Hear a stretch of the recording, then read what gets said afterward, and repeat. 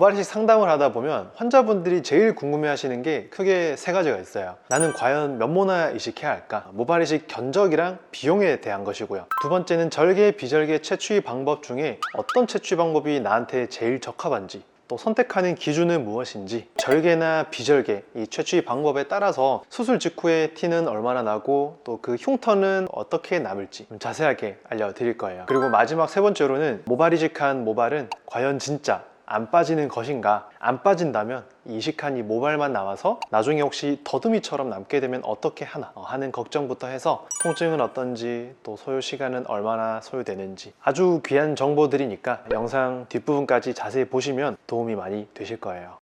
일단 첫 번째 주제는 제일 많이 궁금해 하시는 거, 모발이식 견적이랑 모발이식 비용을 구하는 방법입니다. 모발이식에 대한 견적은 원장님마다의 그 디자인이나 이식 계획, 이식 밀도에 따라서 나오는 견적도 다를 수 있다는 거 꼭 참고해 주세요. 자, 그래서 첫 번째는 M자 탈모 모발이식 견적 구하는 방법입니다. M자는 탈모가 진행되는 패턴이 크게 두 가지 유형으로 나뉘어요. 첫 번째는 M자 탈모가 완전히 두피화가 진행되면서 올라가는 케이스가 있고요. 두 번째는 이렇게 M자를 따라서 전반적인 밀도가 떨어지면서 진행되는 케이스예요. 그래서 전자든 후자든 M자 탈모는 모발이식이 유일한 해결책인 경우가 거의 90%를 차지하기 때문에 대부분 견적에 다 포함을 시켜야 돼요. 그래서 견적을 구하기 전에 모발이식에서 제일 중요한 거, 헤어라인 디자인을 하고요. 이런 자를 이용해서 디자인 선과 모발 경계면 사이에 면적을 구해줍니다. 자, 이때 고밀도 이식이라고 하면 1제곱센티에 100모가 들어가는 밀도로 계산해야 되거든요.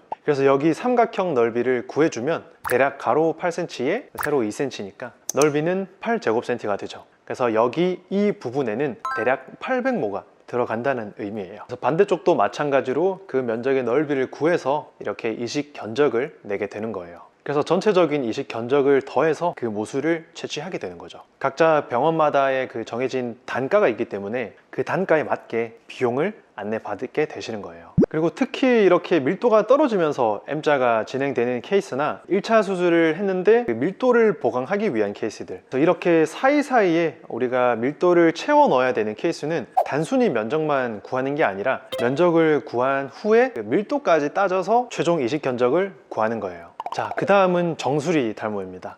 정수리도 두 가지 경우로 나뉘는데 보통은 모발이 아예 없는 게 아니라 사이사이에 약해진 모발이 있는 경우가 많기 때문에 이 정도 면적에 이 정도 밀도면 면모를 이식해야 한다, 주치의의 경험에 기반해서 이식 견적을 구하는 경우가 많아요. 특히 정수리 탈모의 경우에는 너무 무리하게 심을 경우 동반 탈락이 흔히 생길 수 있기 때문에 과감한 의사는 견적을 많이 낼 거고요, 보수적인 의사는 견적을 다소 적게 내기도 하는 그런 경우가 생기는 거예요. 그래서 정수리 견적은 의사마다 병원마다 크게 달라질 수 있는 겁니다. 그럼에도 기본적으로는 정수리 두피가 비쳐 보이는 이 빈 부분을 최대한 다 메꾼다는 목표를 갖고 이식하는 거죠. 반대로 정수리 탈모가 너무 심하게 진행돼서 텅 비어있는 이런 유형의 정수리 탈모도 있는데, 이런 경우라면 해당 범위의 그 면적 넓이를 구하고요, 주변 밀도를 평가해서 그만큼 비율을 맞추는 거예요. 그래서 예를 들어서 가로 5cm, 세로 10cm다 그러면 대략 5,000모 정도가 이식돼야 되는데, 우리가 목표로 하는 밀도를 정해서 거기다 0.9를 곱할지 0.8을 곱할지 해서 최종 견적을 구하게 되는 거예요. 아마 이렇게 말씀을 드려도 와닿지가 않으실 건데, 용닥터는 견적을 이렇게 구하는구나 참고만 하시고 영상을 보시는 각자의 주치의분들, 원장님들께 온전히 맡겨주시면 되는 거예요. 제가 이런 컨텐츠를 찍는 이유는 상담을 하다 보면 말도 안 되는 견적을 받고 오는 분들이 정말 간혹 계시거든요. 그래서 이런 정보를 참고하고 계시면 도움이 되실 거고요. 물론 더 좋은 거는 두세 군데 정도 신중하게 상담을 돌아보는 거 추천드립니다. 자, 그래서 오늘 두 번째 대주제는 나한테 제일 적합한 모발이식 방식을 찾는 겁니다. 모발이식을 하는 방식에는 크게 절개법이랑 비절개법이 있는데, 제가 항상 강조드리는 거, 모발이식 병원을 선택할 때는 모발이식 절개법이랑 비절개법 둘 다 할 줄 아는 병원을 선택하는 게 제일 좋아요. 병원에 따라서는 절개법은 안 하고 비절개법만 하는 그런 병원들이 있거든요. 절개법이 고려해야 하는 것도 많고 좀 더 고난이도 수술법이라서 그런 경향이 있어요. 그래서 절개법이랑 비절개법을 다 진행하는 병원을 선택하셔야 개개인의 가장 적합한 그런 방법들을 편견 없이 권장해 드릴 수 있다는 거 꼭 기억하셨으면 좋겠어요.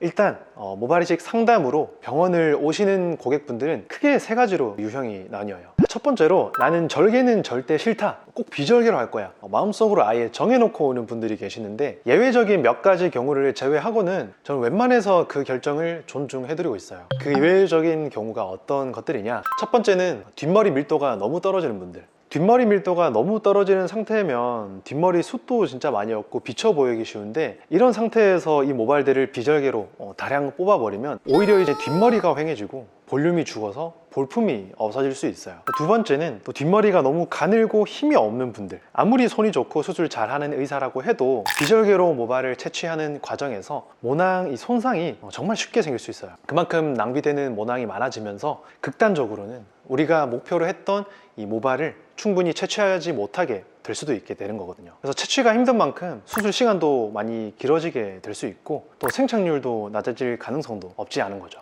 마지막은 두피가 너무 딱딱하거나 두피에 그 피하 지방이 정말 많은 분들이 있어요. 이런 분들은 또 비절개가 힘들어요. 그래서 크게 이렇게 세 가지 예외적인 경우에 해당되는 분들이라면 비절개 고집을 내려놓고 다시 한번 생각해 보셔야 한다는 거. 그래서 이런 경우를 제외하면 사실 비절개가 절개에 비해서 통증도 덜한 경향이 있고 회복도 좀 더 빠르기 때문에 괜찮고요. 흉터도 선형이 아니라 작은 원형 흉터가 이렇게 방사형으로 자연스럽게 남기 때문에 또 좋을 수 있다. 또 절개법은 봉합 부위 실밥을 2주 뒤에 풀어야 되기 때문에 병원을 꼭 한 번은 더 와야 돼요. 그래서 그런 번거로움이 있는 반면에 비절개법은 원하지 않으면 굳이 안 오셔도 되는 게 나름 장점이고요. 또 반대로 이제 비절개 단점은 절개보다 수술 시간이 길고 그만큼 비용도 높은 편이다.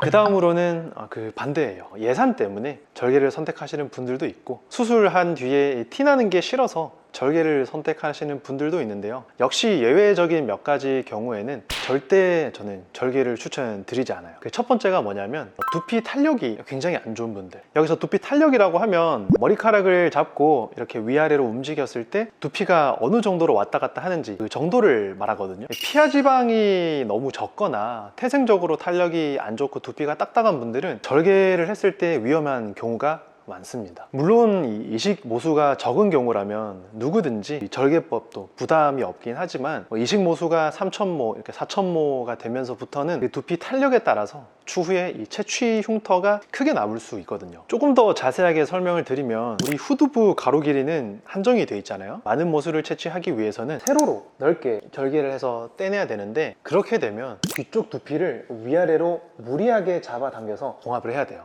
이런 경우가 생기면 이 두피들이 다시 돌아가려는 그런 성질 때문에 봉합 부위가 점점 벌어지면서 흉이 크게 남을 수 있다는 거. 저를 포함해서 대부분의 잘하시는 원장님들은 안전하게 잘 채취하시니까 너무 걱정하지 마시고요. 절개를 추천하지 않는 두 번째 경우는요, 평소 뒷머리를 짧게 치고 다니는 분들. 일단 많은 분들이 착각하고 계신 것 중에 하나가 절개 모발 이식은 수술 후에 이 뒷머리가 비쳐 보이고 티가 많이 날 것이다 생각하시는데 절대 꼭 그렇지는 않아요. 다만 투블럭이나 반삭발으로 이 뒷머리를 많이 짧게 치고 다니는 경우라면 이 절개 라인, 이 흉터가 도드라질 수 있기 때문에 뒷머리를 어느 정도는 기르고 다니는 이 분들께 적합한 방법이 절개법이다. 저 같은 경우도 이 아래쪽은 항상 상고 컷을 하기 때문에 좀 짧은 편인데, 저처럼 이렇게 덮어서 가릴 윗머리가 있다면 한 3cm 정도만 있어도 절개법은 충분히 티가 나지 않아요. 그래서 포인트는 너무 많은 모수를 전부 절개법으로 채취하려는 욕심만 부리지 않으신다면 절개 흉터도 찾아야 할 정도로 생각보다 티가 나지 않는 경우가 많고요. 수술 직후에도 윗머리 커튼 효과로 덮으면 이렇게 다음 날부터 티가 안 나는 좋은 모발 이식법이 절개법이다.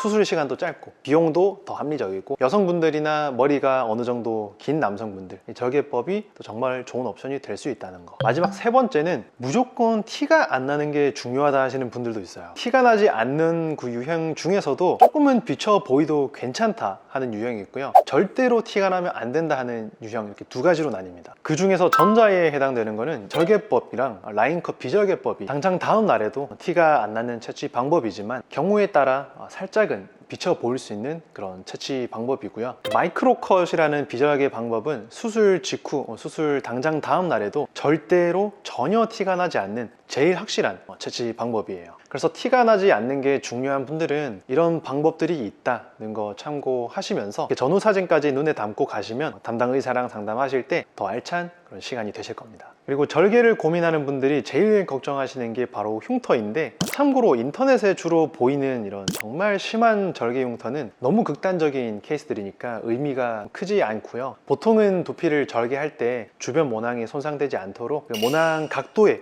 평행하게 메스날을 넣기 때문에 주변 모낭이 그대로 멀쩡하게 잘 남아서 대부분은 이렇게 찾아서 흉터를 봐야 돼요. 그래서 이 인터넷에 있는 이런 잘못된 절개 케이스들이 일반적인 게 아니다. 그래서 제가 말씀드린 너무 무리하게 많은 모수를 한꺼번에 절개로 채취하는 그런 욕심을 부리지 않으시면 괜찮고요. 의사를 또 잘 만나야 흉이 많이 안 남습니다. 물론 고객분들께서도 이 봉합 부위가 확실하게 붓기 전에 관리를 잘 해주셔야 되고요. 절개 봉합 부위가 완전히 달라붙기 전에 고기를 앞으로 숙이면 뒤쪽 피부가 늘어나면서 흉이 커질 수 있거든요. 고객분들께서도 이런 점들을 조금 같이 잘 관리해 주시면 절개는 흉터도 크게 남지 않고 그런 모발이식 방법이라는 거 꼭 알고 계셨으면 좋겠어요. 그 다음 오늘 세 번째 대주제는 모발이식한 모발들과 그 주변 모발들에 대한 고민인데요. 뒷머리에서 뽑은 이 이식된 모낭들은 그 뒷머리 고유의 그 성격과 특징을 그대로 갖고 오기 때문에 안드로겐성 탈모가 진행되지 않습니다. 그래서 거의 영구적이라고 보셔야 하는데, 문제는 이식된 부분을 제외한 그 주변으로 탈모가 진행이 되면 결국 더듬이처럼 남지 않을까 걱정을 생각보다 많이들 하십니다. 또 정수리 모발이식 하는 분들도 결국에는 이식한 모발 외에 그 주변 정수리 모발들이 약해지면 애매하게 섬처럼 듬성듬성 굵은 모발들이 남지 않을까 걱정하시는 분들이 있어요. 그래서 일단 M자 탈모는 위로 더 진행되지 않게 탈모약도 잘 복용하고 열심히 관리하셔야 되고요. 관리만 열심히 잘 한다면 더듬이처럼 남아서 그 위쪽을 이식하는 경우는 거의 없다고 보시면 돼요. 그래서 M자는 앞에서 말한 두 가지 케이스가 거의 대부분인데, 정말 혹시라도 2차 이식을 나중에 하게 된다면 이식에 필요한 이 견적 모수는 1차에 비해서 적기도 하고요. 그만큼 또 비절개로 금방 끝낼 수 있기 때문에 시간적인 부담이나 비용적인 부담이 훨씬 덜하니까 너무 걱정하지 않으셔도 된다는 거. 반대로 정수리는 이식을 하셨더라도 정말 관리를 계속 잘 하셔야 되세요. 그래야 나중에 애매하게 이식된 모발들만 남아있지 않을 수 있어요.